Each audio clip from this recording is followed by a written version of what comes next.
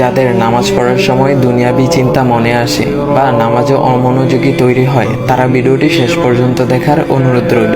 হযরত আলী রাদিয়াল্লাহু তাআলা আনহুর কাছে একজন ব্যক্তি এসেছে।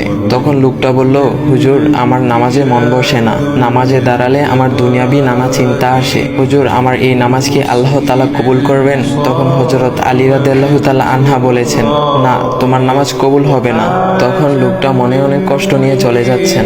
এমন সময় রাসূল সাল্লাল্লাহু আলাইহি ওয়াসাল্লাম এসে হযরত আলী রাদিয়াল্লাহু তাআলা আনহুকে জিজ্ঞাসা করলেন, ইয়া আলী, আপনার কাছে লোকটা কেন এসেছিল?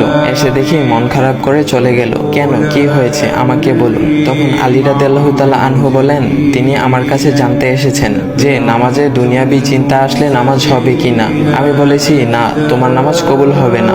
রাসূল সাল্লাল্লাহু আলাইহি ওয়াসাল্লাম তখন বলেন, ইয়া আলী, আপনাকে আমি একটা চাদর উপহার দিতে চাই, তবে একটা শর্ত আছে। আলী রাদিয়াল্লাহু তাআলা আনহু খুশি হয়ে বলেন, ইয়া রাসূলুল্লাহ, কি শর্ত তা বলুন, আমি আপনার সকল শর্ত মেনে নিব।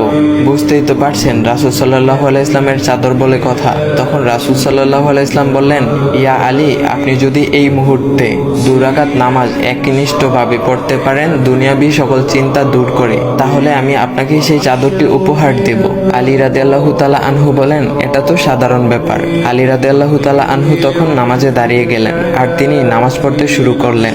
এমন সময় তার মনের মধ্যে শুধু ভাবনা চিন্তা আসতে শুরু করলো, আচ্ছা, আমাকে যে রাসূল সাল্লাল্লাহু আলাইহি ওয়াসাল্লাম যে চাদরটা দিবেন, সেটা কি ফাতিমার চাদর নাকি রাসূল সাল্লাল্লাহু আলাইহি ওয়াসাল্লামের? আচ্ছা, চাদরখানা দেখতে কেমন হবে? এই বিভিন্ন বিষয় নিয়ে ভাবতে লাগলেন। তিনি ভুলেই গেছেন যে দুনিয়াবি চিন্তা নামাজে আনতে রাসূল সাল্লাল্লাহু আলাইহি ওয়াসাল্লাম নিষেধ করেছেন। এর মধ্যে আলী রাদিয়াল্লাহু তাআলা আনহুর নামাজ পড়া শেষ। আলী রাদিয়াল্লাহু তাআলা নামাজ শেষ করে রাসূল সাল্লাল্লাহু আলাইহি ওয়াসাল্লামকে বলতেছেন, ইয়া রাসূলুল্লাহ, আমি আপনার শর্ত মেনেছি, এখন আমাকে চাদরখানা উপহার দেন।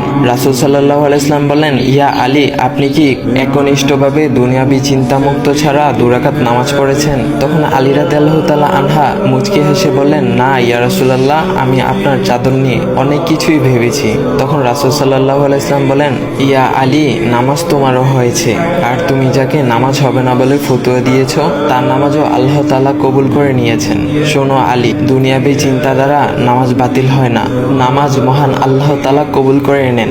সকল ফরজ নিয়ম কানুন মেনে নামাজ পড়লে নামাজ হবে ইনশাল্লাহ। তবে আমাদের সকলের উচিত নামাজ আদায় করার সময় একমাত্র আল্লাহকে স্মরণ করে নামাজ আদায় করা। নামাজে দাঁড়ালে দুনিয়াবি চিন্তা মাথায় আসে, এটা শয়তানের একটা ফাঁদ।